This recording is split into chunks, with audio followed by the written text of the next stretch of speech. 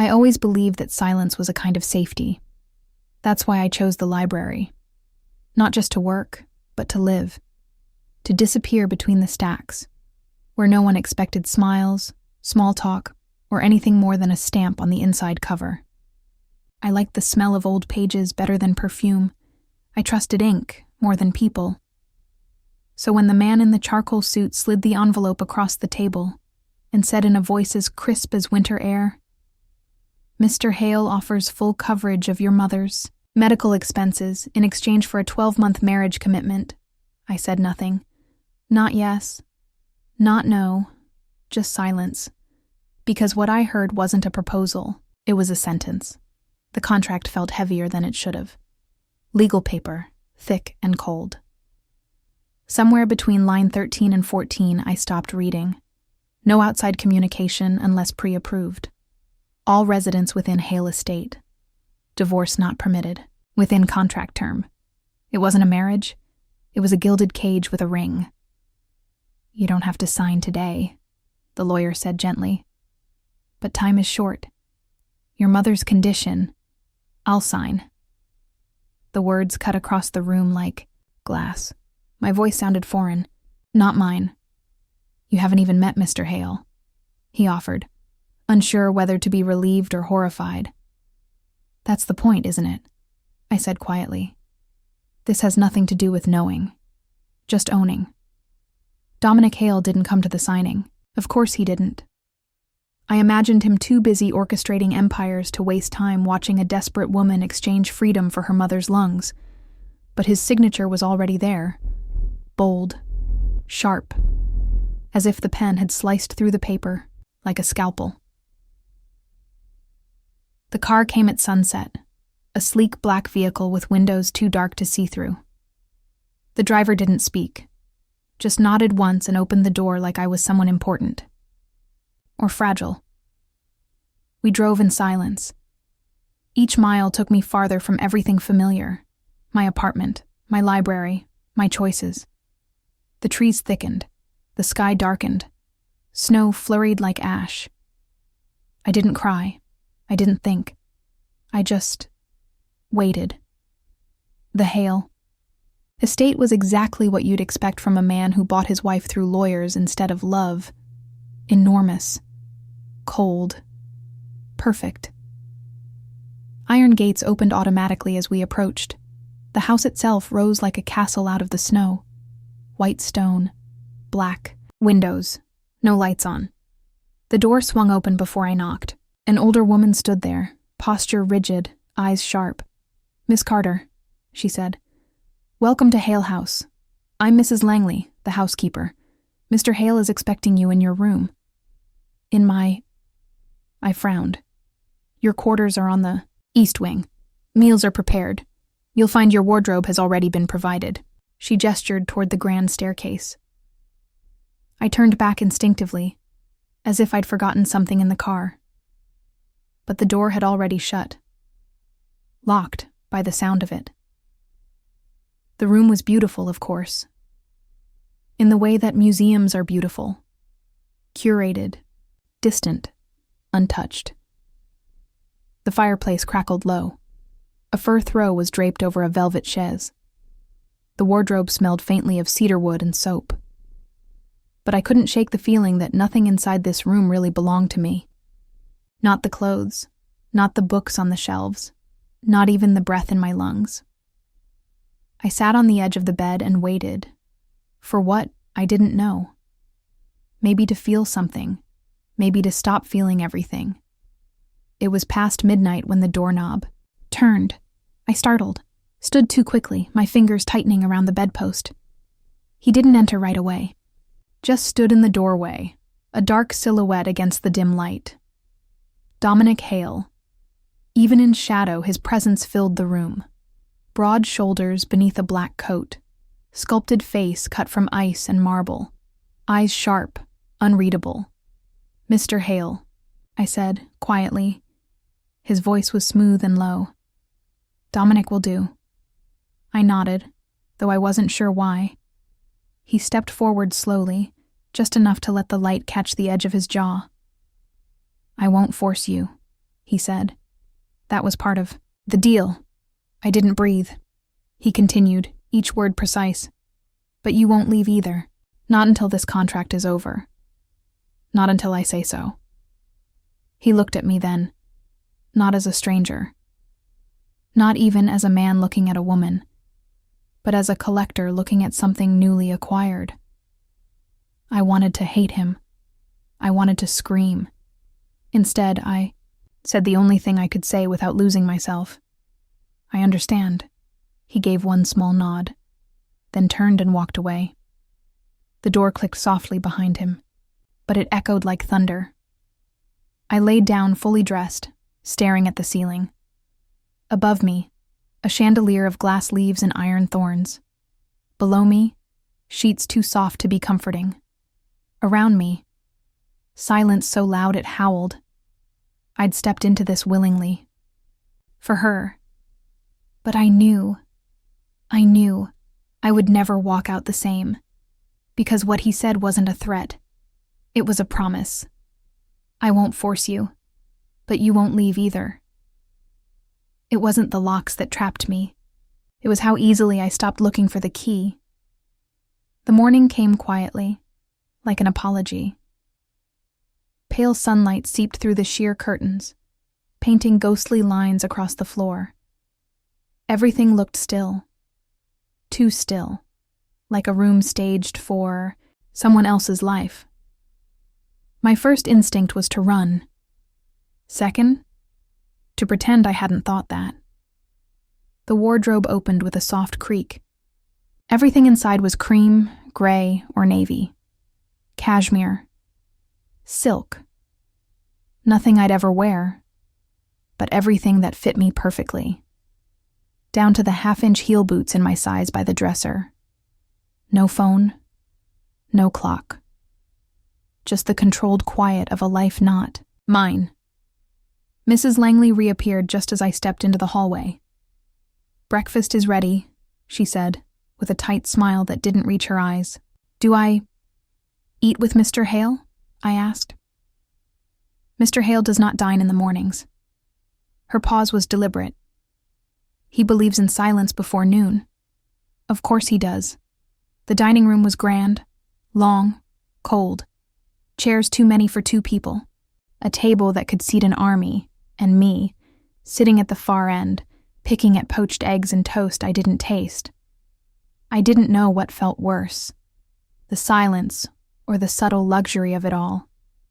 The way every chair creaked just slightly when I moved, the way even the air smelled curated, like cedar oil and polished silver.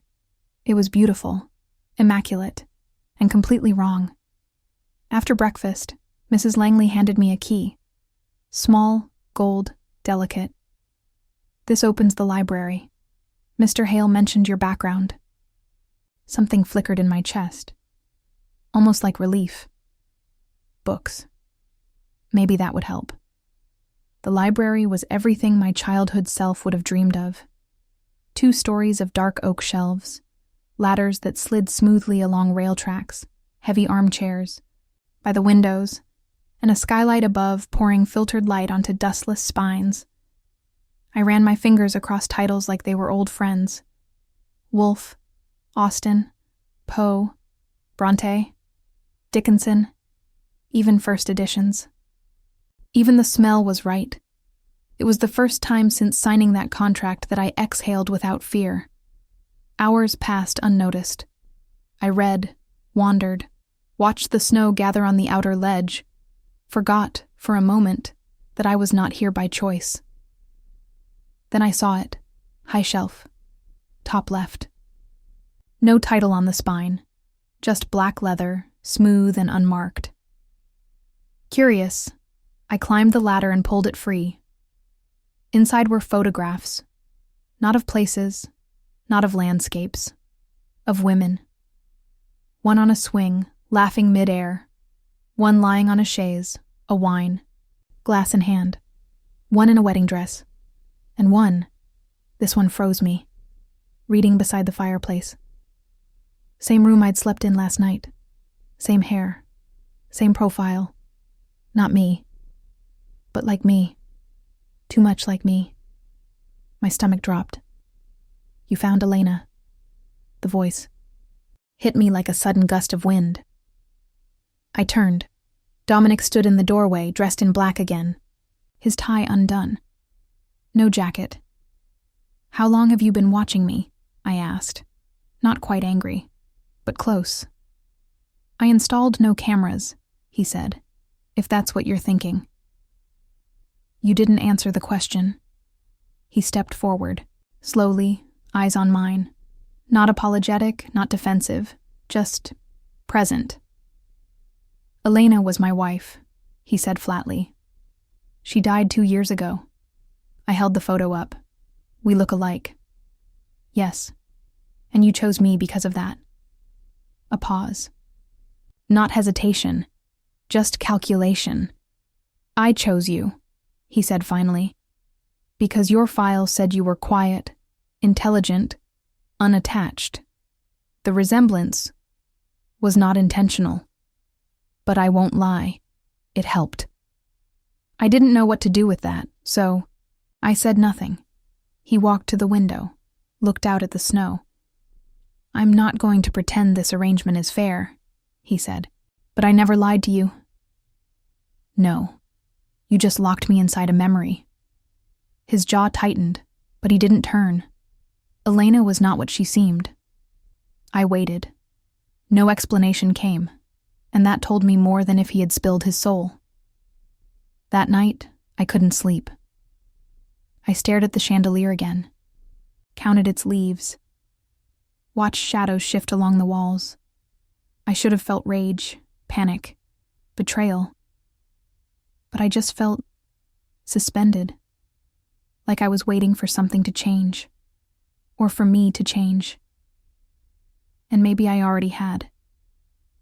Because even as I traced escape routes in my head, window, service hallway, the key Mrs. Langley gave me, I never moved. I stayed, not out of obedience, not out of fear, but something more dangerous. Curiosity. What kind of man keeps a woman he doesn't love, in a house she didn't choose, and yet gives her a library? What kind of grief lets someone build a replica of the past and invite a stranger to live inside it? Was I replacing her? Or was he just waiting to be replaced?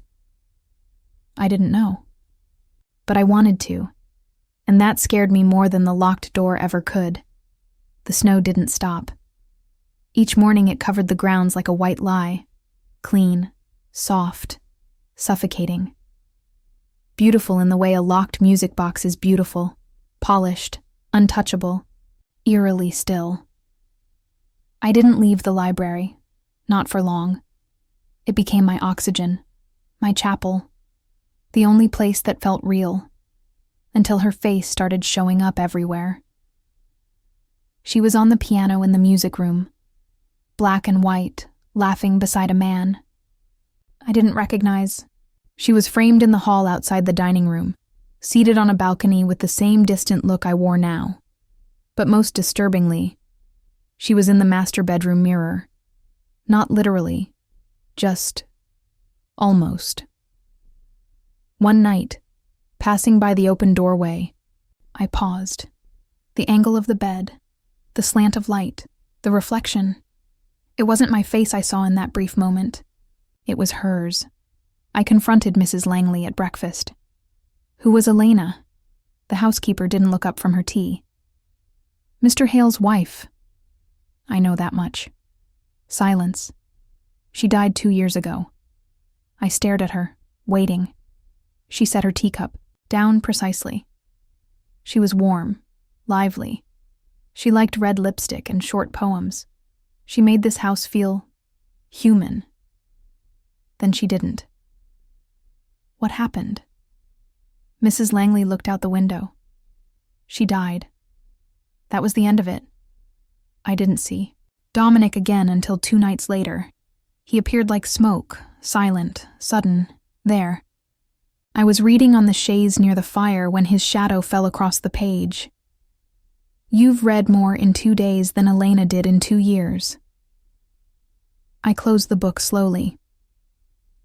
Is that why I'm here? Because I finished the chapters? His mouth lifted, not a smile. Something colder. You're here because you signed a contract. Everything else is coincidence. I don't believe in coincidence. Then believe in pattern. We're creatures of it. He moved to the fireplace, held out, his hands to the heat. His cuffs were rolled back, exposing forearms marked with faded scars I hadn't noticed before. She used to sit there too, he said. I'm aware. I burned that chair, bought a new one. I looked down. Looks identical. He shrugged. Sometimes it's not about change. It's about control. I should have left the room, but I didn't. Instead, I asked, "Do you see her when you look at me?" His answer was immediate. No. Too quick. Then he added quieter, "But sometimes I see what I hoped she'd be." The days stretched like silk pulled too tight. I stopped trying to find an exit. Not because I gave up. Because I didn't want to leave. Yet. There was something here. Something broken and unfinished, echoing through the halls. And somewhere inside it I fit. Not as Elena. Not as his wife. But as a question he didn't know how to ask. One evening, I wandered into the studio. I hadn't meant to. It was down a corridor I hadn't explored. Canvases lined the walls. Most were blank. A few had stormy sketches, shadowy portraits, eyes without faces, hands reaching toward things that weren't there. But in the far corner, covered in a white sheet, was a painting. Fresh dust told me no one had touched it in months. I lifted the cloth. It was her. Elena, half-finished, her mouth incomplete, one eye only sketched, the outline of her throat raw like a wound. The background was my room, same window, same drapes, but in the painting, her expression wasn't soft. It was haunted. Behind me, footsteps. I turned, already knowing. Dominic leaned in the doorway, not stopping me. "I couldn't finish it," he said. "She didn't stay still long enough." "She didn't love you?" "She didn't stay long. Enough for me to know." He walked over, brushed his fingers lightly against the canvas, not with longing, with restraint. "You think I'm trying to replace her?" I said nothing. "You're wrong." He turned to me, and something in his eyes shifted, like a mask cracking. "I'm not trying to bring her back." "Then what are you doing?" He hesitated, trying to understand what made her leave. The conversation didn't end. He left the room, but the words stayed. I couldn't stop thinking about them. What made her leave? That wasn't grief. That was obsession. That night I stared at my reflection in the bathroom mirror, pulled my hair back, removed the soft cardigan Mrs. Langley had laid out, unbuttoned the blouse. Underneath it all, I still looked like me. But in the shadows of this house, in the corner of his vision, did he see her instead? And worse, was I starting to see her too? I lay awake, hands folded over my stomach, like I was bracing for a truth I hadn't admitted yet. He hadn't just locked me inside this house. He'd locked me inside a ghost. It happened just before dawn, the kind of hour where time holds its breath, when the house creaks for no reason, and the silence feels like it's listening back. I was headed downstairs for tea. I hadn't slept. Again. I passed the hall where the lights always flickered near the study. I paused, not because I heard anything, but because I didn't. Not a sound, not a hum. Not the low classical music Dominic sometimes left on late at night. Just stillness. And then, a soft sound, like glass skimming wood, a bottle tipping. A breath held too long, then let go like regret. I pushed open the study door. He was on the floor, not collapsed, just sitting there. One knee bent, a glass in one hand, the other hanging uselessly at his side. Whiskey dripped slowly down his wrist. His tie was undone, shirt half unbuttoned. The fire was out. "I thought you didn't drink," I said before I could stop myself. He didn't look at me. "I don't," he said flatly. "Tonight's an exception." "To what?" "To everything." I stepped inside, quietly. I wasn't sure why. I should have turned around. I should have walked out, like the version of me I used to be, polite, cautious, invisible. But that version of me was long gone. "Why tonight?" I asked, standing a few feet away. He stared into the fireless hearth. "Elena's birthday," he said.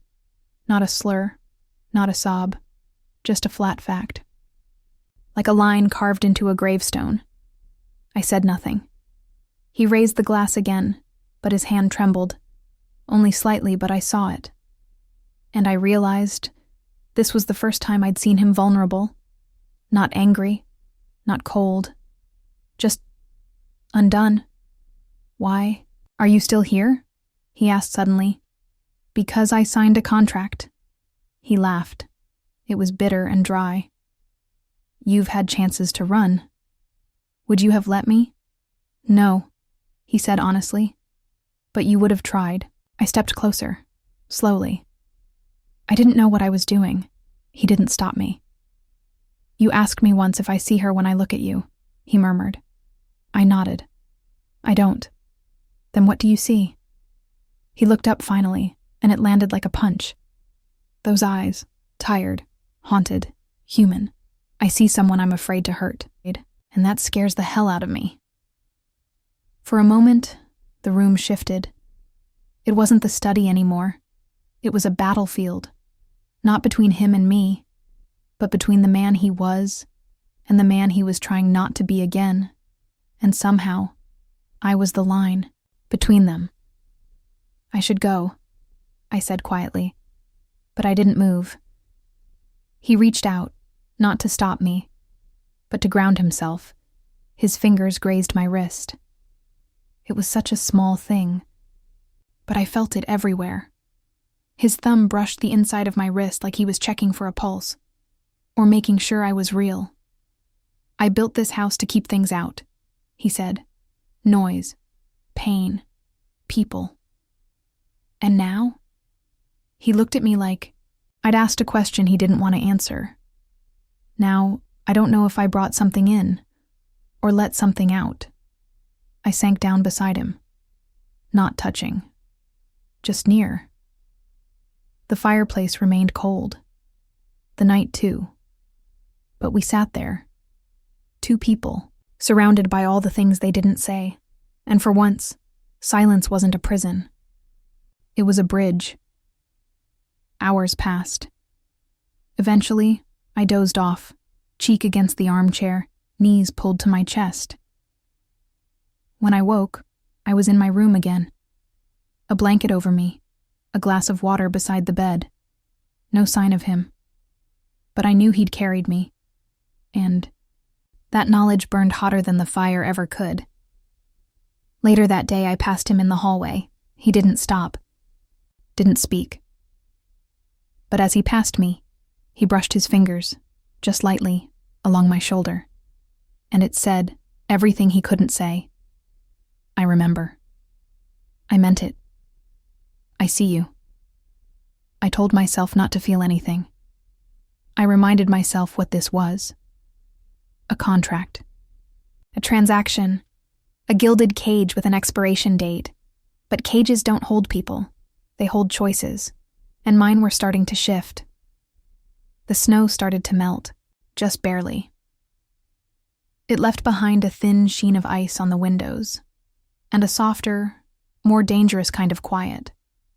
The kind that doesn't scream at you to run, but whispers that maybe you've been here too long. The kind that makes you forget the door was ever locked. It started with little things. A drawer that wasn't supposed to open, did. A side exit down the south hall, unwatched. An old landline tucked behind the linen closet. Silent, but there. Dominic hadn't increased security. If anything, he'd grown distracted. He didn't avoid me anymore. But he didn't ask me to stay either. He simply lingered near, his silence no longer cold, just uncertain, like he was holding his breath in case I took mine and ran, but I didn't run. Not yet. I needed to understand why I was still here, whether it was for my mother, for myself, or for him. I kept a list in my mind, things I would need if I left. A coat. The cashmere ones were his, not mine. Money. There was none. My bank account had been zeroed when the contract was signed. A way to get to town. The car was always locked. The driver never spoke. And finally, a reason. A real one. Fear wasn't enough. Guilt wasn't either. I needed clarity. Something to burn behind me so I wouldn't turn around. That reason came in the form of Gregory Hale. I met him by accident. I'd wandered outside, coatless, stupidly, in a moment of restlessness. I only made it to the edge of the West Garden, when the voice stopped me cold. Well, so the ghost bride does exist. I turned sharply. A man leaned against the iron fence. Sharp suit, cheap cologne, smile like a wolf who's already eaten. "Who are you?" I asked, immediately wary. "Gregory Hale," he said, offering his hand like a dealer showing a poisoned card. "Dominic's uncle. Didn't know you were real. Figured he just invented you to keep the board off his back." My throat tightened. He smiled wider. "Ah, so you don't know everything. Typical Dominic. Never trusts a woman with the truth." He told me more in 10 minutes than Dominic had in weeks. The contract, the inheritance clause, the board vote, the deadline. "You're just a placeholder," Gregory said with casual cruelty. "A name on a paper. Once the fiscal year ends, he'll be free to file annulment, claim full ownership of the company, and you..." He brushed imaginary lint from his sleeve. "You'll be released, just in time to realize he never wanted you at all." I didn't speak, didn't flinch, but something inside me burned. When I returned, Dominic was in the foyer, coat in hand, phone at his ear. He turned when he saw me. His eyes flicked over my bare arms, red from cold. "You went outside." I didn't answer. His jaw tensed. "It's not safe to leave the grounds without me." "Oh, I noticed. Your family seems very welcoming." He froze. Then, "Gregory was here?" I didn't reply. He didn't need me to. He followed me up the stairs. "Whatever he told you." "He told me the truth," I snapped. Dominic stopped at the top step. His voice dropped. "No. He told you the part that hurts the most." I turned. "I'm just a pawn, aren't I? A warm body to meet a deadline. A convenient echo of the woman you actually lost." His face twisted, pain flaring across it. But he didn't deny it. And that hurt more than anything. I walked into my room and slammed the door. For the first time since I arrived, I cried. Not because I wanted to leave, but because I didn't want to stay anymore. That night, I made my move. I waited until past midnight. The house was silent. Even the fireplace had gone cold. I dressed in the simplest clothes I had, black slacks, gray sweater, and slipped out barefoot. I padded silently through the west hall, toward the linen closet. The phone was still there. Dead, but the line hadn't been cut. Just disconnected. I traced the wire. It ran into the wall, behind a panel. I pried it open, and inside, a switch, just one. I flipped it. The phone blinked. A dial tone rose. He hadn't destroyed my way out. He'd only hidden it. My fingers shook as I dialed the only number I remembered. The public library. My former life. My breath. It rang twice. "Milltown Library. This is Sandra speaking." hung up. I don't know why. Terror? Loyalty? Love? I ran. Through the hall, through the door, through the garden. I didn't stop until I reached the edge of the estate. The gate was ahead. Wide, iron, massive. I gripped the code pad. Tried my birthday. My mother's. Elena's. Nothing. Then behind me. Footsteps. Slow. Heavy. Dominic. I didn't turn. His voice. Low. You figured out the phone. I nodded. You figured out the gate's a dead end. Tears welled. Why? Why not just lock me in like a proper prison? I wanted to see if you'd try. Silence. Did I fail? I asked. No, he said, then softer. You terrified me. He stepped closer. I didn't move. I never meant for it to become real, he said. But it did, and now I don't know how to undo any of it. I turned finally. Saw the man. Not the CEO, not the collector, but the man. Eyes red-rimmed. Breath visible in the cold. You never gave me a choice, I said. I'm giving you one now. He held out a small black card, a car key, a code. Freedom. I looked at it, then at him, and I realized I could leave. But I didn't want to be free from him. I wanted to be free with him. It wasn't the fire that burned me. It was the way he touched me, like I was the only thing keeping him alive.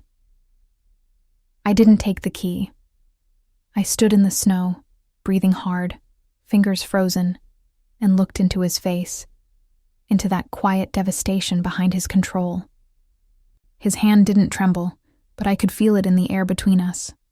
The fear, the plea. I didn't say yes. I didn't say no. I just turned and walked back toward the house, and he followed. Inside, the heat pressed against my skin like breath. I peeled off my coat slowly, my sweater next. He didn't speak. I could hear his footsteps behind me, low and hesitant, as I climbed the stairs. Each step felt like a decision. Each silence, an answer. I reached the top and paused outside my door. My heart beat high in my chest, just under my throat. He stopped a few feet back. I never wanted to own you, he said. I turned. Then what did you want? His voice was hoarse, low. To stop feeling like a man made of stone. I opened the door, walked inside, left it open. He came in quietly. His coat was still damp from the snow. He looked taller in the dim light, more human, less untouchable. And I could see, finally, the weight he carried in his shoulders. The room was warm, but I was shaking, not from cold, from knowing, from wanting. I didn't wait for him. I stepped forward first, slid my hands to his chest, the wool of his coat rough under my fingers. His breath hitched. Not because I touched him, but because I touched him like I meant it. Like I saw him. Not his money, his past, or his shadows. Just the man. He moved slowly, deliberately, as though afraid to break me. His hands came up, brushing, along my arms, up to my shoulders, pausing at my jaw. His fingers traced the edge of my face, hesitant, reverent, real. Emma, he said softly, almost like a prayer. I reached up, unlatching the first button of his coat. Then the next. Then the next. The coat slid to the floor. His shirt was already damp from snow, clinging to his body. Sharp lines, heat beneath cold fabric. My palms flattened over his chest. I could feel his heartbeat, fast but steady. Like he was holding back a storm. He touched the hem of my blouse. Paused. May I? I nodded. He lifted it carefully, not rushed, like unwrapping something precious he wasn't sure he deserved. The air between us tightened. Every inch closer was a question, and every answer was in the way we didn't pull back. He kissed me, slow, deep, aching. No hunger, just gravity. My fingers curled into his shirt. His mouth moved from mine to my throat, and I let go. Let go of fear, of questions, of whatever this was before it became real. We moved to the bed. He laid me down gently, watching me, reading every breath. His hands slid under the waistband of my pants, drawing them down with careful fingers. His mouth followed. Kisses mapped across my stomach, my hips, the inside of my thigh. There was nothing passive about it. He worshipped me like he'd never touched a woman before, or like he'd forgotten how and was remembering with me. When he finally entered me, it wasn't with force, it was with surrender. A slow, deliberate claiming, not of my body, but of space, of belonging, of trust. I arched under him, gasping as he moved. Steady, deep. His hand cradled the back of my neck as his lips found mine again and again. His other hand tangled in my hair, pulling gently. I moaned into his mouth. The rhythm built. Not frenzied, but urgent. A tempo we couldn't unfeel. He whispered my name. Broken. Reverent. And when I came apart beneath him, I felt something shatter in him too. He collapsed beside me, chest heaving, pulling me into his arms like he couldn't let go. We lay tangled in the sheets, skin damp, breath ragged, fingers locked. No one spoke, because everything had already been said.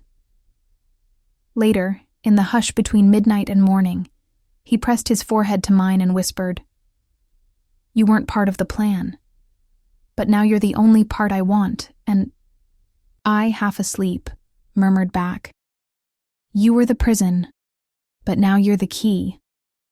I woke to the smell of cedar and whiskey. Dominic was already out of bed, sitting in the chair by the fire, shirt half-buttoned, elbows on his knees, staring into the flames like they owed him something. The air between us was quiet, but full, not tense, not broken, just full of things unsaid. I pulled the sheets tighter around me, not from shame. There was none, but because my body still remembered him too vividly. He didn't look at me when he spoke. "You deserve the rest of the truth." He told it like a man confessing to someone already halfway out the door. Elena and I married young. I thought she loved me. Maybe she did at first. Or maybe she loved the idea of me. Power, future, legacy. I sat up slowly, watching the profile of a man unraveling. She was charming, magnetic, but calculated. Everything she gave came with a return request. Every smile, every kiss, had a price I didn't realize I was paying. He turned to me, eyes hollow. She was sleeping with Gregory. For months. I didn't flinch. I'd suspected it. What did she want? Control, he said. Same as him. She helped him steal confidential files, strategy documents, financial leaks. They planned to force me out. She was going to run the company with him.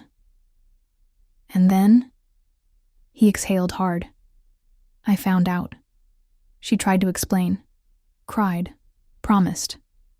But I could see it in her face. She wasn't sorry for what she did. She was sorry she got caught.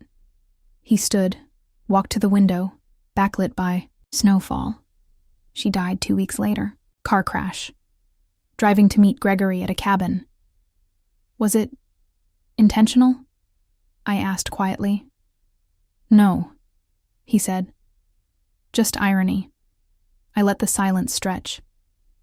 She didn't just betray me, he said, voice lower now. She broke something I didn't know could break. I stopped trusting anyone, even myself. He turned toward me, And this time, I didn't look away. I built this house to forget her. Then I rebuilt it to remember her. And then I made it a place no one could ever reach me again. And then I showed up, I said. He nodded. You didn't knock. You didn't ask. You just signed your way in. I rose, took the blanket with me, crossed the room.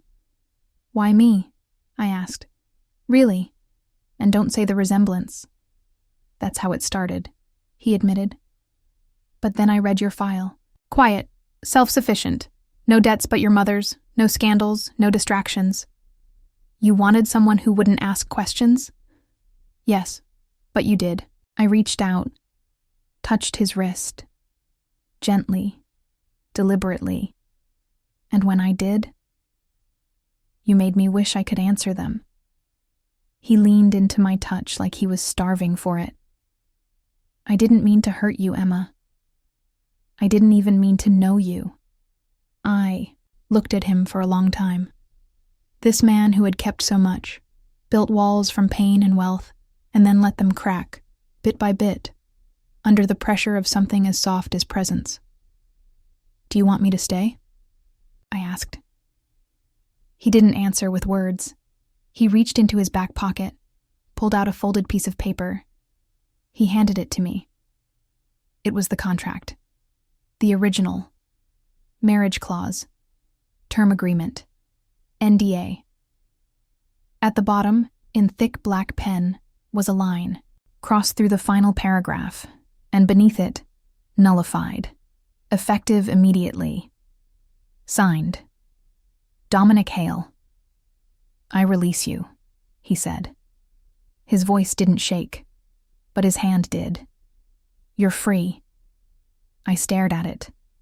At freedom.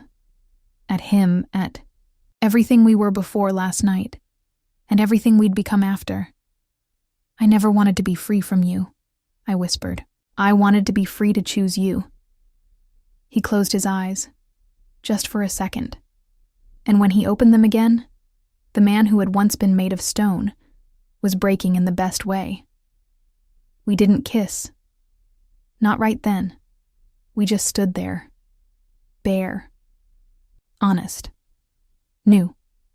Later, I sat by the fire, wrapped in his coat, the contract burning slowly in the hearth.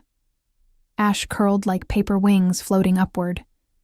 He came up behind me, pressed a kiss to the crown of my head, and for the first time, this house felt like a home, not a prison. The snow melted the day I decided not to leave. Not completely, but enough to reveal the gravel beneath the ice. Enough to remind me that seasons end. That cold gives way to something else, something softer.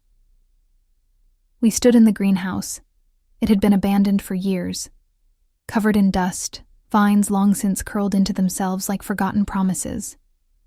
But Dominic said he wanted to show me something. We walked through glass corridors still slick with condensation. He pushed open the inner door with more reverence than I expected. Inside, a row of withered lavender, a few dead violets, soil that hadn't been touched in seasons.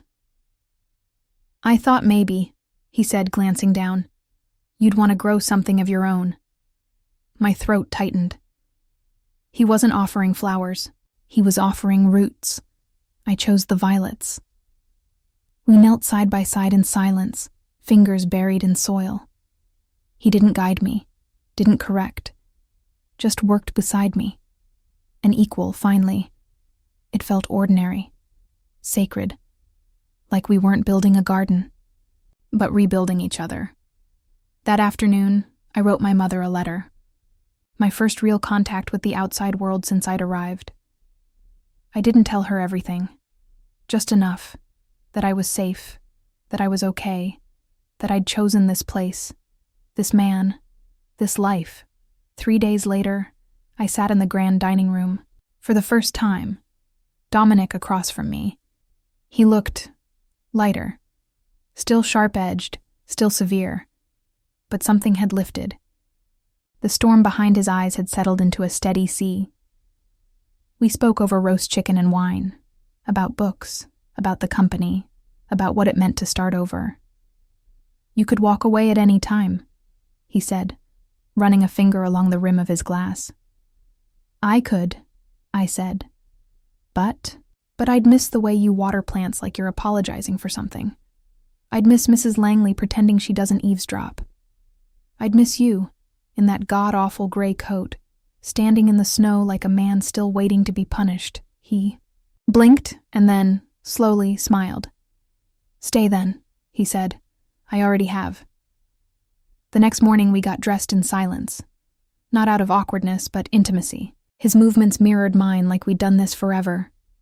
Outside, the driveway filled with dark cars, suits, lawyers, the board of directors. It was the final vote. The last piece of the contract Dominic had built his world around. He walked into the meeting beside me, not in front. Beside, I wasn't there to be a symbol, or a loophole, or a shield.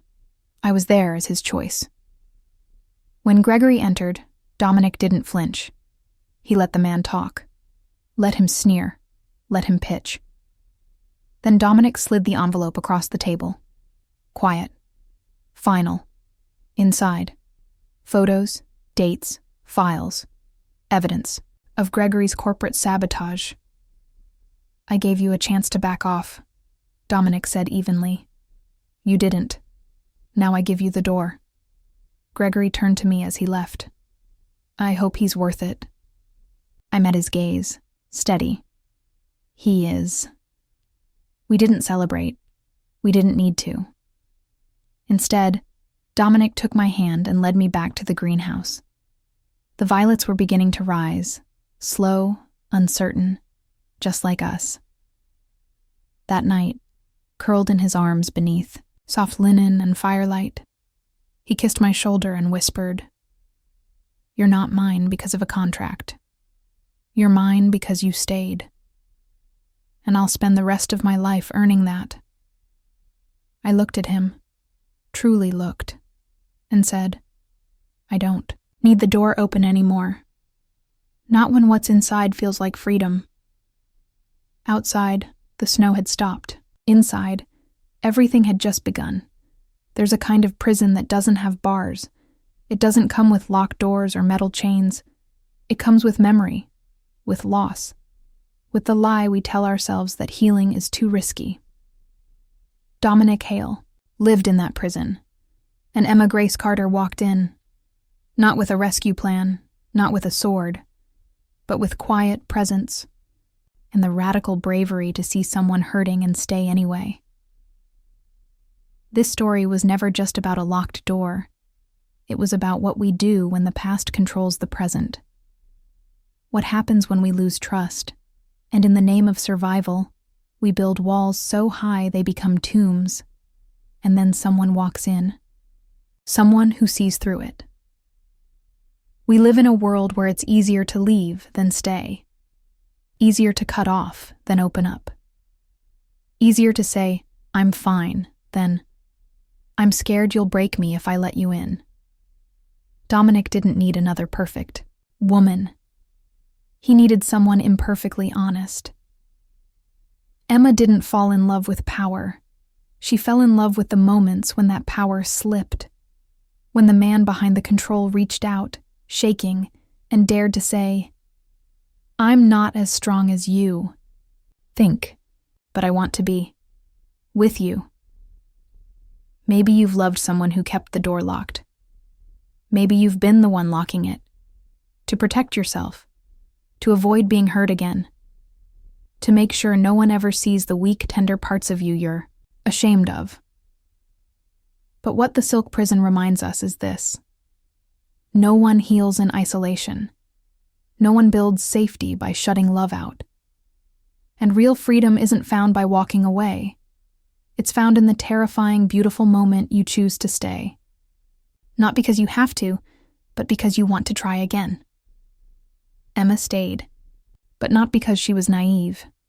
She stayed because she saw the difference between being trapped and being trusted. Because she felt the shift, from control to consent, from fear to surrender. And Dominic? He didn't earn her love by breaking her down. He earned it by letting her see his worst and choosing to grow into something better. So now I ask you, have you ever mistaken walls for strength? Have you ever locked someone out because you were still bleeding inside? And most importantly, if someone handed you the key today, would you open the door? Because freedom isn't just about leaving. It's about choosing where to belong and who you'll let belong with you.